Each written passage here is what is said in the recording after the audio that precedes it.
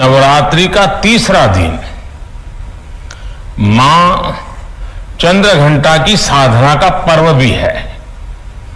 कहते हैं कि कोई साधक साधिका जब कठोर साधना करता है तो मां चंद्रघंटा की कृपा से उसे दिव्य स्वरों की अनुभूति होती है। लता जी मां सरस्वती की एक ऐसी ही साधिका थी जिन्होंने पूरे विश्व को अपने दिव्य स्वरों से अभिभूत कर दिया। साधना लता जी ने की, वरदान हम सबको मिला। अयोध्या में लता मंगेशकर चौक पर स्थापित की गई मां सरस्वती की ये विशाल वीणा संगीत की उस साधना का प्रतीक बनेगी। मुझे बताया गया है कि चौक परिसर में सरोवर के प्रवाहमय जल में संगमरमर से बने 92 श्वेत कमल लता जी की जीवन अवधि को दर्शा रहे हैं। मैं इस अभिनव प्रयास के लिए योगी जी की सरकार का, अयोध्या विकास प्राधिकरण का और अयोध्या की जनता का हृदय से अभिनंदन करता हूं। इस अवसर पर मैं सभी देशवासियों की तरफ से भारत रत्न लता जी को भावभीनी श्रद्धांजलि देता हूं। मैं प्रभु श्री राम से कामना करता हूं उनके जीवन का जो लाभ हमें मिला वही लाभ उनके सूरों के जरिए आने वाली पीढ़ियों को भी मिलता रहे। साथियों, लता दीदी के साथ जुड़ी हुई मेरी कितनी ही यादें हैं, कितनी ही भावुक और स्नेही स्मृतियां हैं। जब भी मेरी उनसे बात होती, उनकी वाणी की युग परिचित मिठास हर बार मुझे मंत्र मुग्ध कर देती थी। दीदी अक्सर मुझसे कहती थी, मनुष्य उम्र से नहीं कर्म से बड़ा होता है और जो देश के लिए जितना ज्यादा करे वो उतना ही बड़ा है।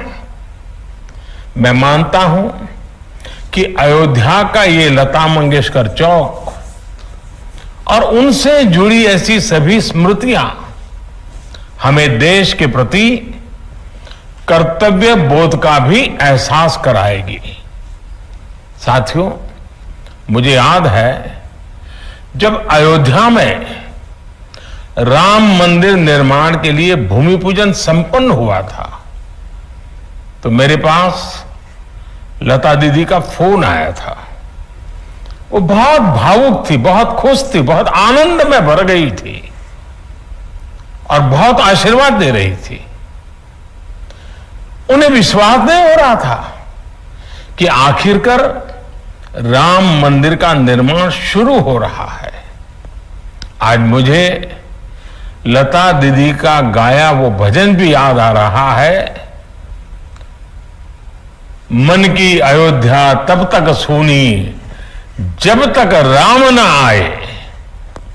अयोध्या के भव्य मंदिर में श्री राम आने वाले हैं और उससे पहले करोड़ों लोगों में राम नाम की प्राण प्रतिष्ठा करने वाली लता दीदी का नाम अयोध्या शहर के साथ हमेशा के लिए स्थापित हो गया है। वहीं रामचरित मानस में कहा गया है, राम ते अधिक राम कर दासा, अर्थात राम जी के भक्त राम जी के भी पहले आते हैं। संभवतः इसलिए राम मंदिर के भव्य निर्माण के पहले उनकी आराधना करने वाली उनकी भक्त लता दीदी की स्मृति में बना है चौक भी मंदिर से पहले ही बन गया है। साथियों, प्रभु राम तो हमारी सभ्यता के प्रतीक पुरुष है। राम हमारी नैतिकता के, हमारे मूल्यों, हमारी मर्यादा, हमारे कर्तव्य के जीवंत आदर्श है। अयोध्या से लेकर रामेश्वरम तक राम भारत के कण कण में समाये हुए हैं। भगवान राम के आशीर्वाद से आज जिस तेज गति से भव्य राम मंदिर का निर्माण हो रहा है, उसकी तस्वीरें पूरे देश को रोमांचित कर रही है। ये अपनी विरासत पर गर्व, इसकी पुनः प्रतिष्ठा भी है और विकास का नया अध्याय भी है। मुझे खुशी है कि जिस जगह पर लता चौक विकसित किया गया है, वो अयोध्या में सांस्कृतिक महत्व के विभिन्न स्थानों को जोड़ने वाला प्रमुख स्थलों में से एक है। ये चौक राम की पैड़ी के समीप है और सरयू की पावन धारा भी उससे बहुत दूर नहीं है।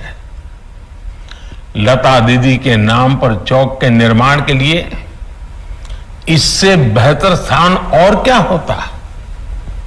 जैसे अयोध्या ने इतने युगों बाद भी राम को हमारे मन में साकार रखा है, वैसे ही लता दीदी के भजनों ने हमारे अंतर मन को राममय बनाए रखा है।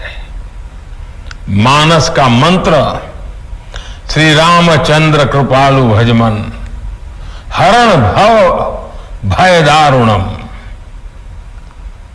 या फिर मीराबाई का पायो जी मैंने राम रतन धन पायो। अनगिनत ऐसे भजन, बापू का प्रिय भजन वैष्णव भजन हो, या फिर जन जन के मन में उतर चुका तुम आशा विश्वास हमारे राम, ऐसे मधुर गीत हो।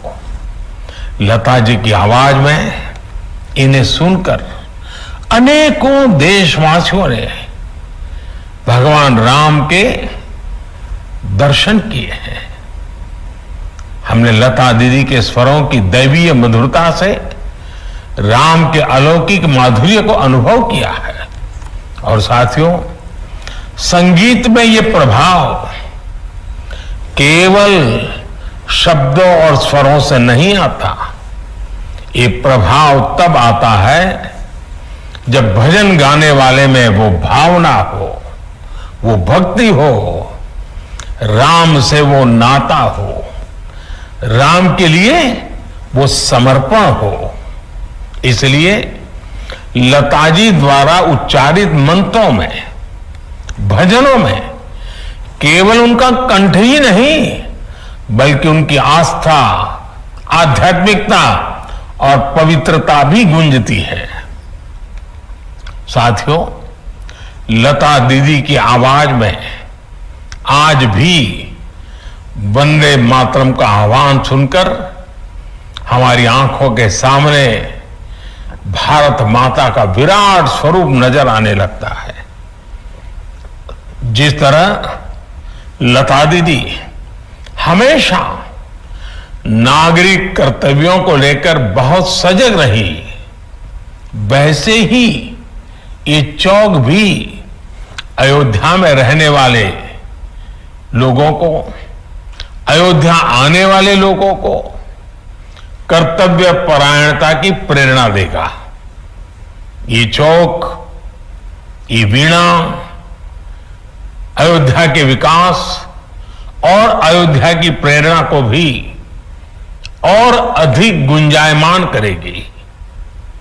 लता दीदी के नाम पर बना ये चौक हमारे देश में कला जगत से जुड़े लोगों के लिए भी प्रेरणा स्थली की तरह कार्य करेगा।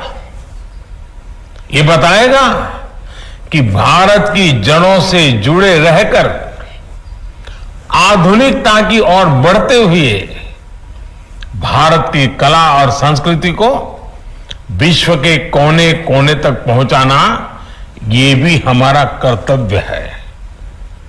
भारत की हजारों वर्ष पुरानी विरासत पर गर्व करते हुए भारत की संस्कृति को नई पीढ़ी तक पहुंचाना ये भी हमारा दायित्व है।